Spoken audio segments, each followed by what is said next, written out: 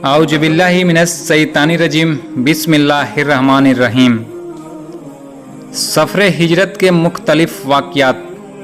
अस्सलाम वालेकुम मेरे मोहतरम अजीज़ दोस्तों, उम्मीद करता हूँ आप सब खैर व आफ़ियत से होंगे।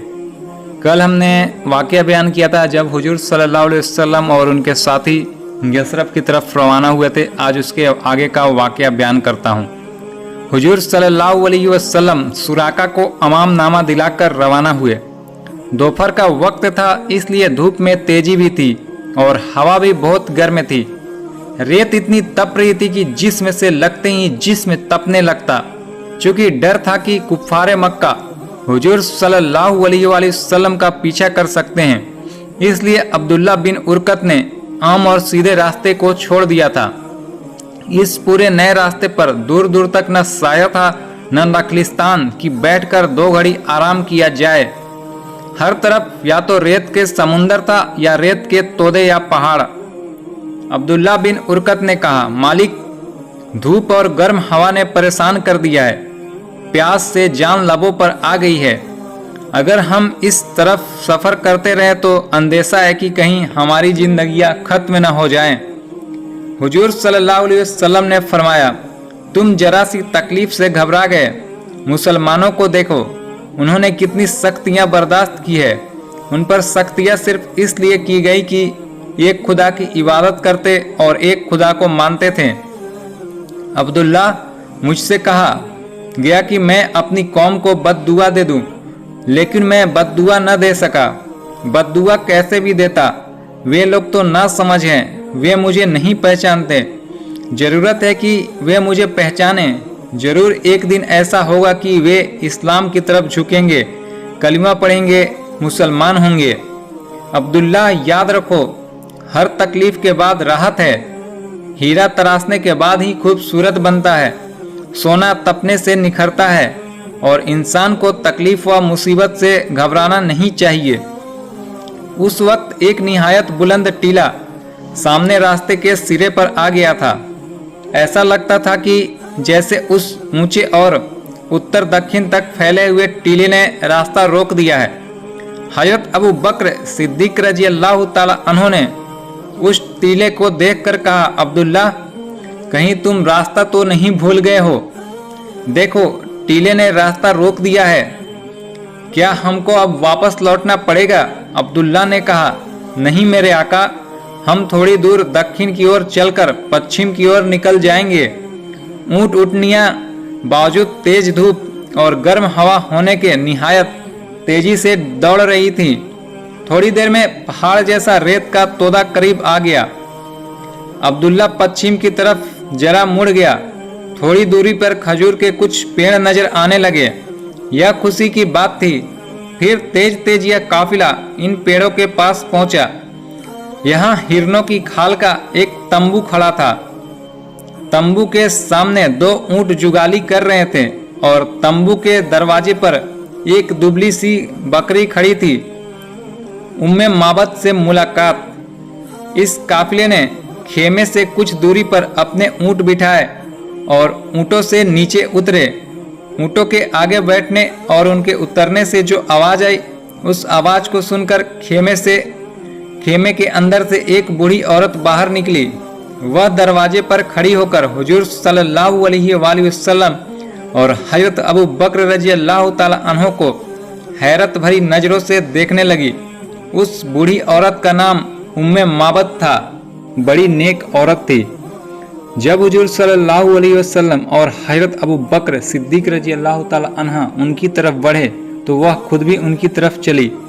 उसने हज़रत अबू बकर रजी अल्लाह ताला अन्हो से खिताब करते हुए कहा, मैं भी कितनी खुश किस्मत हूँ अबू बकर।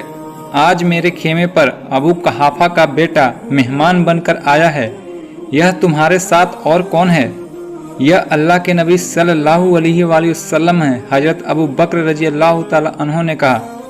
उम्मे माबद ने चिल्लाकर कहा, क्या हज़रत मोहम्मद, आमिना के लाल, ए अरब के रोशन सूरज, खुश आमदीद, बनु खुजामा की एक बूढ़ी औरत का सलाम कबूल हो। वह बड़ी खुशी से हुजूर सल्लल्लाहु अलैहि वसल्लम और हज़रत अबू बकर रजी अल्लाह ताला अन्हो को साथ लेकर खेमे के अंदर पहुंची उसने कहा, ऐ कौम के चमकते सितारे, इस नाचीज के खेमे के अंदर तशरीफ़ ले जाकर आराम कीजिए। मैं हुजूर सल्लल्लाहु अलैहि वसल्लम के लिए दूध लेने जा रही हूँ।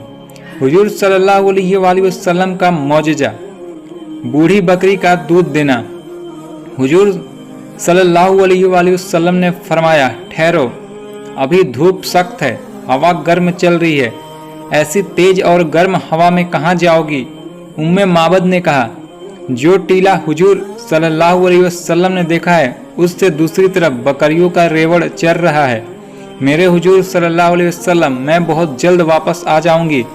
मैं इसे अच्छा नहीं समझता कि तुम हमारे लिए दूध लेने धूप में दूर तक जाओ।